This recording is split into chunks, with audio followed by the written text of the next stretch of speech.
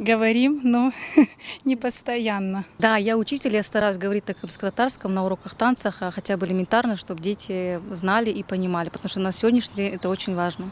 Да, конечно, мы стараемся разговаривать в семье на крымско-татарском языке. Да, разговариваю на крымско-татарском языке. По крайней мере, стараемся разговаривать, проводить занятия на крымско-татарском языке.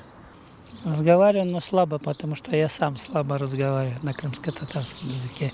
Я родился в советское время, жил в Советском Союзе. Мы выросли на русском языке.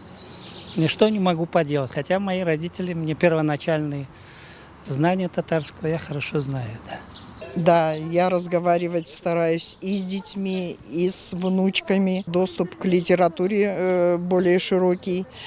Это раз. А во-вторых, мы живем на родине на своей, и не знать язык – это стыдно. К сожалению, литературный язык не всегда доступен, но нужно жить со словарями, нужно познавать, нужно пропагандировать. Я это делаю в стихах, в песнях, и, в общем-то, со многими учениками это удается. Разговариваю, но иногда бывает, что и на русском. У нас занятия в основном проходят на русском, но на татарском мы стараемся разговаривать. Да, обязательно, всегда, систематически, даже поем.